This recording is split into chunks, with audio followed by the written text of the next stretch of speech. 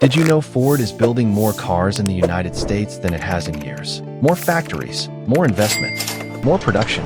And on the surface, that sounds like a success story. But here's the problem. Despite all of that, Ford is still losing billions of dollars. Not millions, billions. So how does a company produce more, sell more, invest more, and still struggle to stay profitable?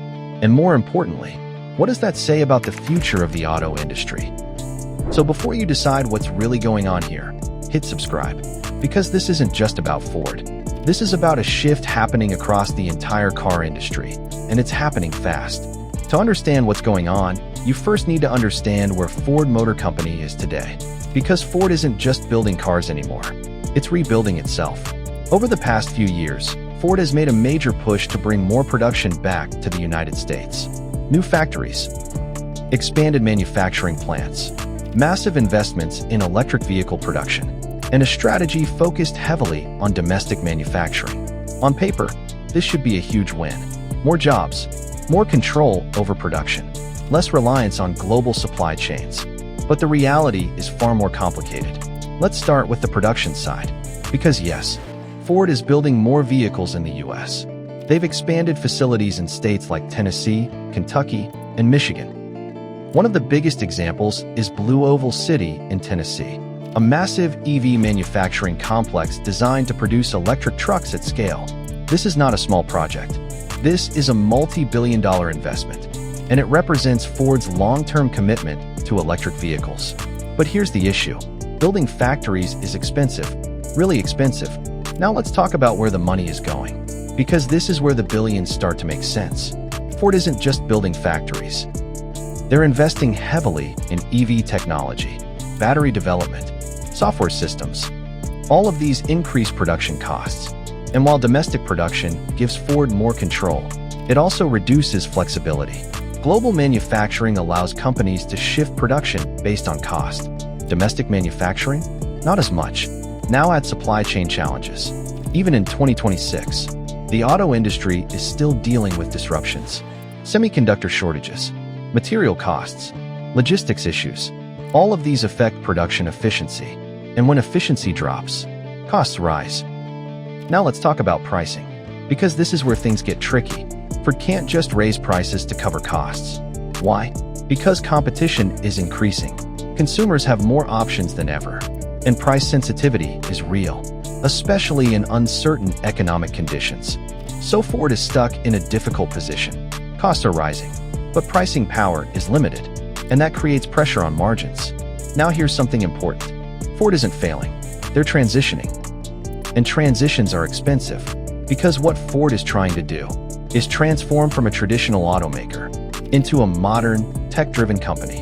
And that requires more than just building cars.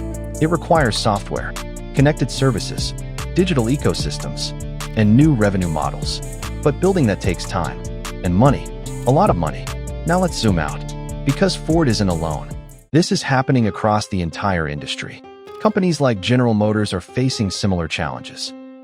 Heavy EV investments, pressure on margins, and a difficult transition period. Even companies that started as EV first are dealing with pricing pressure and competition. So what we're seeing right now is not failure, it's a shift, an industry-wide transformation, from combustion to electric, from hardware to software, from traditional manufacturing to integrated technology platforms. And in that kind of shift, short-term losses are almost inevitable. Now let's talk about strategy. Because Ford Motor Company is not just reacting to change, they're making calculated decisions. They've restructured the company into 3 major divisions. Ford Blue, focused on traditional gasoline and hybrid vehicles. Ford Model E, dedicated to electric vehicles and future technology. Ford Pro, built around commercial vehicles, fleet solutions, and services. And this structure is important, because instead of treating the business as one large system, Ford is now running it like 3 separate businesses with different priorities. Ford Blue is focused on profitability today. Vehicles like the F-150, Super Duty, and Bronco continue to generate strong margins. Ford Model E is focused on the future, but right now it's expensive, heavy investment, high development costs, and lower margins. Then there's Ford Pro, and this is where things get interesting. Ford Pro has quietly become one of the most important parts of the company because it doesn't just sell vehicles. It sells solutions, fleet management software, telematics, charging infrastructure for businesses, maintenance services, and these services generate recurring revenue, which means more stability and better long-term profitability. So while EVs are currently losing money and traditional vehicles are slowly facing pressure, Ford Pro is helping balance the equation. But the big question remains, how long can this strategy hold? Because at some point, Ford Model E needs to turn profitable, and that won't happen overnight.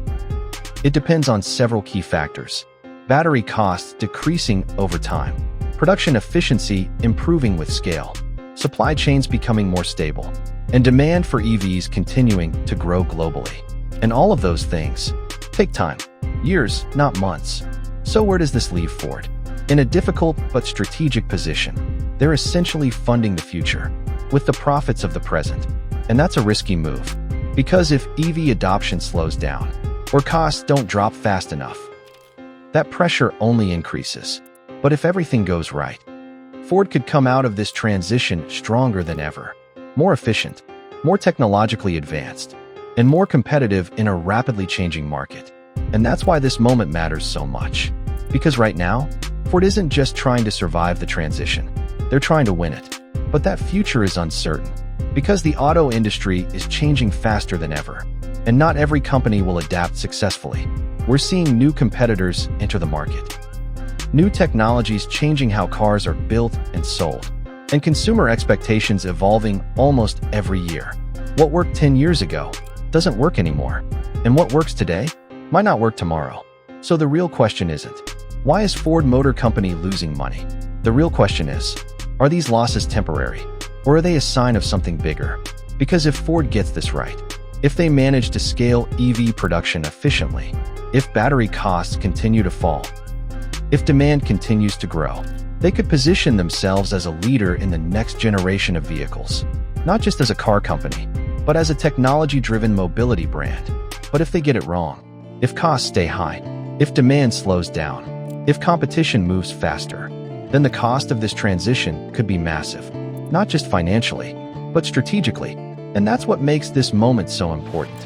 Because right now, Ford is not just building cars.